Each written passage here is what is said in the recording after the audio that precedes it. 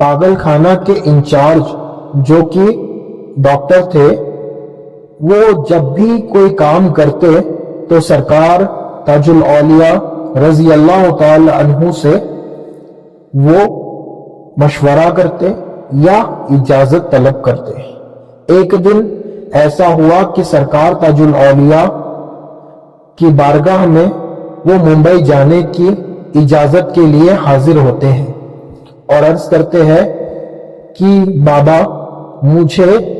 ممبئی جانا ہے، مگر سرکار تاج الاولیاء رضی اللہ تعالی عنہ انہیں منع کر دیتے ہیں۔ بار بار ڈاکٹر صاحب کے اصرار کرنے کے بعد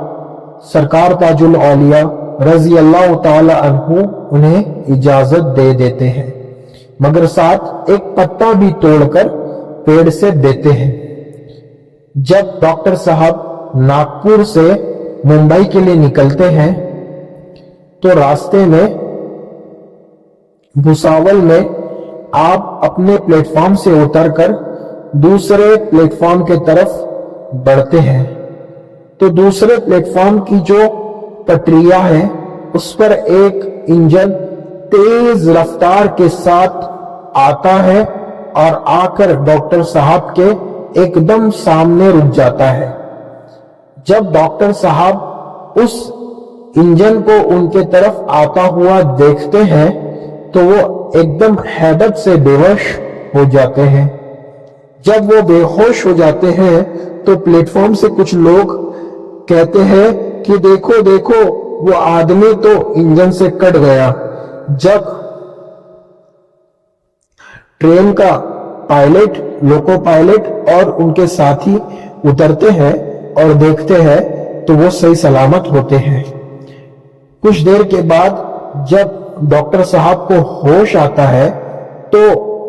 ڈرائیور ان سے کہتا ہے کہ آپ کوئی ولی ہے یا پھر کوئی بڑی ہستی ہے؟ تو وہ فرماتے ہیں میں ایسا کچھ بھی نہیں ہوں۔ تو ڈرائیور کہتا ہے، انجن کا ڈرائیور یہ کہتا ہے کہ آپ نے ایسا کیا کیا کہ اتنی رفتار میں آتا ہوا انجن فوراً رک گیا اور آپ کو کچھ بھی نہیں ہوا؟ تو آپ فرماتے ہیں کہ میں یہاں آنے سے پہلے سرکار تاج الاولیاء رضی اللہ تعالیٰ عنہ کی بارگاہ میں گیا تھا اور وہاں جا کر عرض کیا کہ سرکار مجھے ممبئی جانا ہے، مگر سرکار نے منع کیا اور بار بار میرے اصرار کے بعد سرکار تاج الاولیاء نے مجھے جانے کی اجازت دی، مگر ساتھ میں ایک پتا دیا جو کہ میری حفاظت کا ایک ذریعہ تھا، اور آج اس ٹرین سے میں اس لیے بچا ہوں کہ میرے پاس سرکار تاج الاولیاء رضی اللہ تعالی عنہ کا یہ دیا ہوا پتا ہے،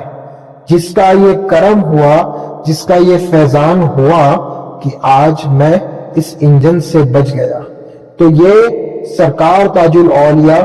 رضی اللہ تعالی عنہ کی کرامت ہے۔